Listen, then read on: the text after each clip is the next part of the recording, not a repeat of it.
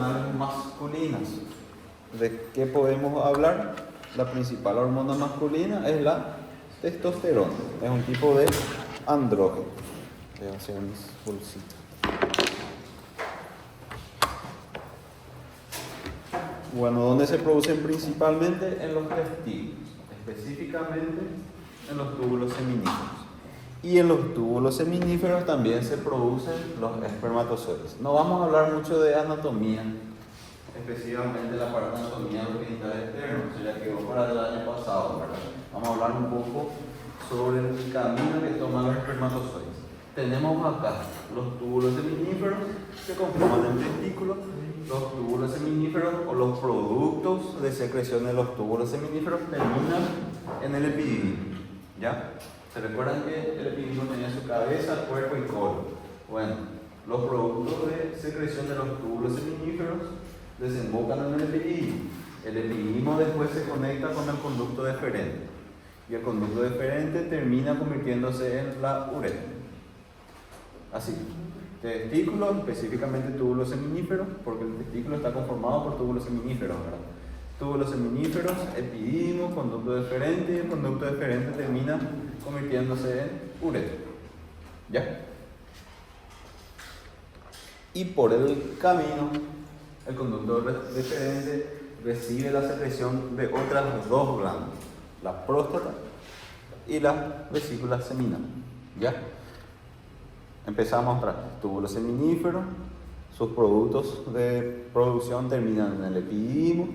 El epididimo se continúa como conducto deferente y por el camino el conducto deferente recibe los productos de secreción de la próstata, las vesículas seminales y ahí termina en la uretra. ¿Ya? Espermatogenia. En los túbulos seminíferos se encuentran las células germinales inmaduras llamadas espermatogonias. A partir de la pubertad comienzan a dividirse por mitosis y continúan proliferando y diferenciándose para formar espermatozoides. Y acá justamente tenemos una foto de una microscopía óptica o electrónica. Óptica. ¿Está? La electrónica es siempre diferente, suele ser más radiolúcido, más brillante, por así decirlo. De esta coloración generalmente son las tinciones que se usan en la microscopía óptica. Bueno, tenemos la espermatogonia entonces, que son las primeras células. Esto se diferencia en espermatocitos primarios, después en espermatocitos secundarios, después en espermátidos, que ya son espermatozoides maduros, y por último el espermatozoide maduro. Todo el periodo de espermatogenia, desde la espermatogonia hasta el espermatozoide, tiene una duración aproximadamente de 74 días, desde la espermatogonia hasta el espermatozoide. Del espermatocito primario al secundario ocurre la primera división meiótica. Del espermatocito secundario al espermátido ocurre la segunda división meiótica. El espermatocito secundario contiene 46 cromosomas y la espermátido contiene 23 cromosomas. ¿Cómo está conformado? Y acá justamente tenemos el testículo, ¿verdad? Una foto micro de esto. Comienza acá los espermatogonios y conforme van diferenciándose llegan a la luz de los túbulos seminíferos, donde se encuentran justamente ya los espermatozoides. ¿Y cuáles son las hormonas que estimulan la espermatogenia? Uno, la testosterona, secretada por las células de Leydig localizadas en el intersticio testicular esencial para el crecimiento y la división de las células germinales testiculares, que es el primer paso en la formación de los espermatozoides. ¿Quién produce la testosterona? La testosterona es producida por las células de Leydig. ¿Qué producen las células de Leydig? Las células de Leydig producen testosterona. Ahí está. ¿Qué producen las células de Leydig? Testosterona. Después tenemos hormonas que ya conocemos. La hormona luteinizante, que es una gonadotropina, secretada por la adenohipófisis, ya sabemos, que estimula la secreción de testosterona por las células de Leydig. La hormona folículo estimulante, también secretada por la FSH, también secretada por la adenohipófisis, es una gonadotropina, estimula la célula de Sertoli. Sin esta estimulación no se produciría la conversión de espermátidos en espermatozoides. podemos decir que la hormona luteiniciante estimula la secreción de testosterona y la FSH induce la maduración de los espermatozoides. ¿Quién produce la testosterona? Las células de Leydig. Después tenemos los estrógenos, que también son producidos por el testículo, formados a partir de la testosterona, por las células de Sertoli, cuando son estimuladas por la hormona folículo estimulante. También son probablemente esenciales para la espermatogénesis. Por ende, tenemos dos células acá con sus propios nombres, células de Leydig y células de Sertoli. ¿Ya? ¿Qué producen las células de Leydig? Testosterona. ¿Qué producen las células de Sertoli? Estrógeno. ¿Qué producen las células de Leydig? Testosterona. ¿Qué producen las células de Sertoli? Estrógeno. La hormona de crecimiento, al igual que la mayoría de las restantes hormonas, es necesaria para controlar las funciones metabólicas básicas de los testículos. Los espermatozoides, una vez extraídos de los túbulos seminíferos, maduran y desarrollan la capacidad de motilidad en el epidimo entre 18 y 24 horas. Los dos testículos del ser humano adulto forman unos 120 millones de espermatozoides diarios.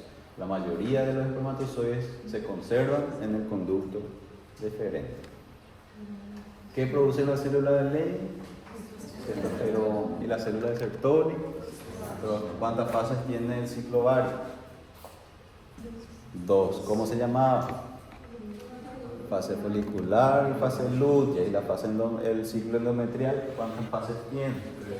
3. ¿Cómo se llamaba? Proliferativa, secretora, menstrual.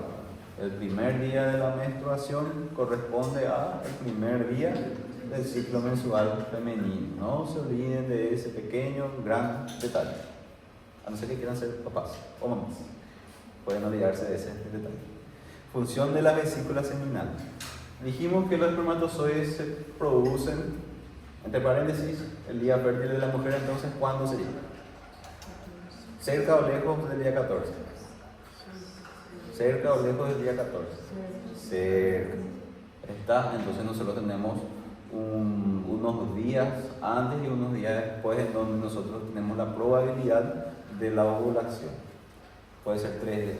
Algunas teorías te hablan de literatura, mejor dicho, 3 días antes, 3 días después, en donde la mujer es fértil, del día 14, ¿verdad? Usando como punto de corte, o 2 días antes, 5 días después, o 5 días antes, 5 días después, algunas literaturas.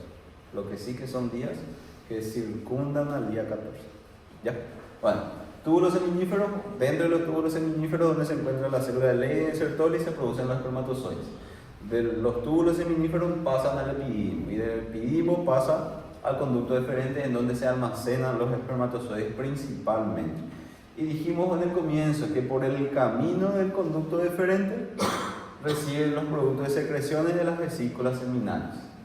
Genera un material mucoide rico en fructosa, ácido cítrico y otras sustancias nutritivas, así como grandes cantidades de prostaglandinas y fibrinógenos.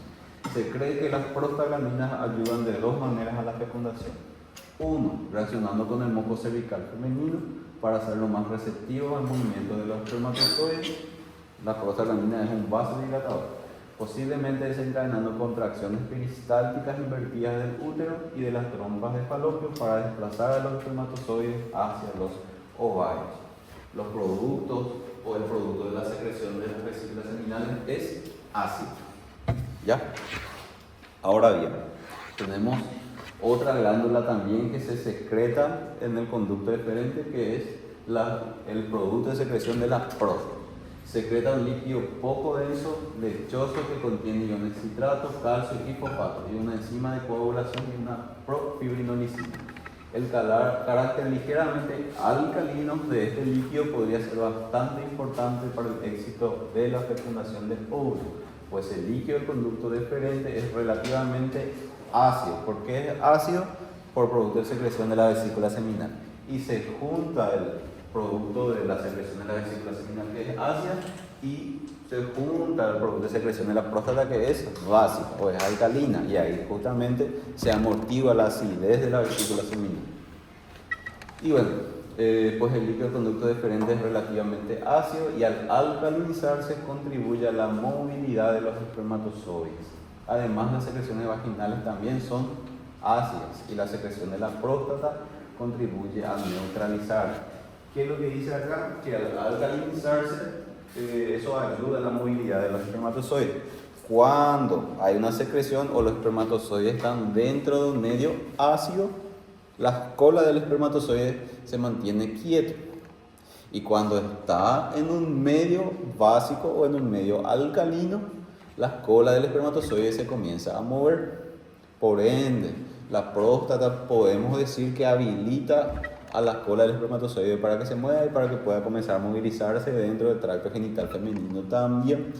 Y la mujer tiene su sistema de defensa también, que las secreciones vaginales son ácidas y estas son neutralizadas también justamente por el producto de secreción de la próstata. ¿Me siguen? Y tenemos el semen. ¿Y cómo está compuesto? Espermatozoide de 10%, secreciones de la vesícula seminales 60% y secreción de la próstata 30%. Teniendo un pH así de 7.5. 7.5 ¿es ácido o es básico? ¿Ácido o alcalino? ¿Cuánto es el pH normal? 7.35, 7.45. Por debajo de 7.45 es ácido y por encima de 7.45 es básico o alcalino. ¿Ya? Si tiene un pH 7.5, quiere decir que tiene o que es básico o es alcalino. ¿Ya? Todo eso gracias al producto de secreción prostática. ¿Se entienden? El semen entonces es básico. Entra en contacto con las secreciones vaginales que son ácidas. Así se amortiguan así con lo básico. ¿Quién gana? Gana el producto de secreción básico. Por eso el espermatozoide consigue movilizarse. ¿Ya? Acto sexual masculino. La fuente más importante de señales nerviosas sensitivas para la iniciación del acto sexual masculino es la palpación del glande del pene. El acto sexual masculino es el resultado de mecanismos reflejos intrínsecos integrados en la médula espinal sacra y lumbar. Y estos, bueno, al hablar de reflejos, eso vamos a hablar en neuro ahora, los reflejos siempre son involuntarios. ¿Está? Bueno, pero eso vamos a hablar después de las vacaciones. El acto sexual masculino es el resultado de mecanismos reflejos intrínsecos integrados en la médula espinal sacra y lumbar. Y estos mecanismos pueden iniciarse tanto por estimulación psicológica del encéfalo como por una estimulación sexual real de los órganos sexuales, aunque lo habitual es que ocurra una combinación de los dos. Recibe nervios de la médula espinal sacra y lumbar, de donde sale justamente el sistema nervioso parasimpático. El sistema nervioso parasimpático tiene sus nervios en dos lugares. Uno cerca del tronco encefálico, en donde salen fibras parasimpáticas, y dos en la región sacra, donde también salen fibras parasimpáticas. Y justamente, ¿quién es el encargado de la erección, tanto femenino como vimos a la mañana, como masculino? El sistema nervioso parasimpático. Por estímulo del sistema nervioso parasimpático que estimula la liberación del óxido nítrico que produce vasodilatación y llenado de sangre en los cuerpos cavernosos y esponjosos. ¿Quién produce la erección tanto de los cuerpos eréctiles masculinos y femeninos? Es el sistema nervioso parasimpático. Y ahí tenemos una diferenciación que tenemos que saber entre emisión y eyaculación. La emisión se refiere a la expulsión de secreción del conducto deferente, vesículas seminales y próstata, glándulas vulvouretrales hacia la uretra para formar el semen. Y la eyaculación se refiere a la contracción rítmica de vaivén de los músculos pélvicos que comprimen el tejido eréctil peneano y que provocan la expulsión del semen. Una diferencia entre emisión y eyaculación. En la eyaculación hay una expulsión del semen, en la emisión no hay expulsión del semen, pero se forma el semen cuando se mezclan los productos del conducto deferente, de la vesícula seminal y de la próstata. Se forma el semen en la emisión, pero no se expulsa. En la eyaculación sí ya se expulsa el semen. ¿Estamos? Aprendan, recuérdense la diferencia entre emisión y eyaculación. De forma más práctica, en la emisión se forma el semen y en la eyaculación el semen se expulsa. ¿Se entiende? Ahora bien, tanto la emisión como la eyaculación son estimulados por el sistema nervioso simpático. Para la erección trabaja el sistema nervioso parasimpático. Para la emisión y eyaculación trabaja el sistema nervioso. Yo dije bien. Sí. En la erección parasimpático y en la emisión y eyaculación simpático. ¿Cómo se regula el acto sexual masculino? También por feedback negativo. ¿Ya? Hay, igual que el acto sexual femenino, el orgasmo femenino, también es por feedback negativo. Ambos orgasmos, tanto femeninos como masculinos, se regulan por feedback negativo. Hay una sobreestimulación del parasimpático, porque sabemos que el parasimpático estimula la vasodilatación que provoca un llenado de los cuerpos eréctiles y todo más, tanto en el hombre como en la mujer. Ocurre el acto sexual, hay una sobreestimulación del parasimpático y llega a un punto en donde está tan estimulado el parasimpático que produce un efecto rebote. ¿De quién? Del simpático por feedback negativo. Por ende, se estimula tanto el parasimpático que hay un efecto rebote del simpático, y ese efecto rebote del simpático justamente produce la emisión y la eyaculación masculina. En el hombre y en la mujer, que provoca justamente el aumento de la contracción del útero, la contracción de las trompas de falopio y también la dilatación del cuello uterino. ¿Está? En el hombre el orgasmo dura poco y en la mujer, dependiendo del estímulo del sistema límbico, que es el control, como dijimos, de las emociones y sentimientos, y también dependiendo del estímulo previo que vos tenías ahí en las regiones erógenas y todo más, el orgasmo puede durar media hora en promedio, ¿verdad? Hay algunas mujeres menos, algunas mujeres más, y dependiendo del estímulo que haya recibido. ¿Está? ¿Por qué en las mujeres el orgasmo dura más y en el hombre dura menos? Porque en el orgasmo el hombre, una vez expulsado los espermatozoides, bueno, ya cumplió su función de reproducción. Y en la mujer dura más, ¿por qué? Porque después de que recibió, bueno, los espermatozoides y todo más, el útero y las trompas de falopio necesitan movilizar los espermatozoides que recibieron. Y justamente esa movilización tanto del útero en sí, de las trompas de falopio, esa dilatación del cuello uterino y todo, tienen que durar más tiempo, ¿verdad? Entonces por eso la diferencia, porque en teoría en las mujeres duran más que en los hombres. Y bueno, testosterona. Los testículos secretan los andrógenos, testosterona la principal. Después tenemos la dihidrotestosterona y la androstenodiona. Siendo la principal la testosterona, que se produce en las células de Leydig, que sabemos, estimula el desarrollo del pene y los testículos en la vía fetal, estimula el descenso de los testículos en la bolsa escrotal, estimula también el vello corporal, produce hipertrofia de la mucosa laríngea, y al producir hipertrofia de la mucosa laríngea, eso produce el aumento del grosor de la voz, aumenta el grosor de la piel también, aumenta la formación de proteínas y el desarrollo muscular, aumenta la matriz ósea y provoca la retención de calcio, incrementa la tasa de metabolismo basal y aumenta los eritrocitos. Aumenta los eritrocitos, ¿y qué quiere decir? Por ende, que la testosterona produce un aumento de la eritropoyesis. Por ende, quiere decir que la tendencia es que haya más glóbulos rojos en los hombres que en las mujeres. ¿Por qué? Porque las mujeres no tienen una alta concentración de testosterona en comparación con los hombres. ¿Se entiende? Y bueno, la secreción de testosterona en la vida fetal está alta porque justamente es el periodo donde se tienen que desarrollar justamente los órganos sexuales. La vida neonatal sigue eso, y bueno, después de la vida prepuberal desciende, donde queda prácticamente plano.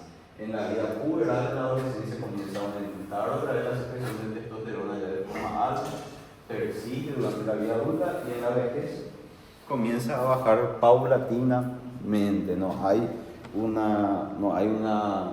hay años exactos, puntos de corte exactos para decir cuándo comienza o no el descenso de la testosterona, pero se sabe que sí, durante la senectud o la vejez comienza a bajar su producción. Control de la función sexual masculina por las hormonas del hipotálamo y la de la hipófisis. Ya sabemos, el eje hipotálamo, hipofisiario, testicular. Sería la columna, ¿verdad? Hipotálamo, hipofisiario, testicular. Y bueno, ¿cómo se regula? Comienza con la secreción de la hormona liberadora de gonadotropina o gonadoliberina en el hipotálamo.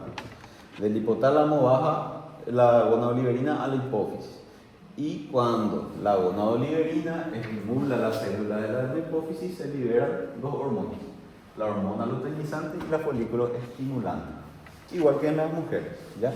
Solo que en las mujeres el eje es hipotálamo, hipofisiario, ovario. De los hombres es hipotálamo, hipofisiario, testicular. La hormona luteinizante es el estímulo primario para la secreción de testosterona por los testículos, y la hormona folículo estimulante estimula principalmente la espermatogénesis. LH, testosterona. FSH, espermatogénesis. LH, testosterona. FSH, espermatogénesis. Hagan sus asociaciones. Y nada. ¿Preguntas hasta acá? Bueno, son las 3. Vamos a hacer un repaso ahora general de endocrino y después nos vamos al San Juan.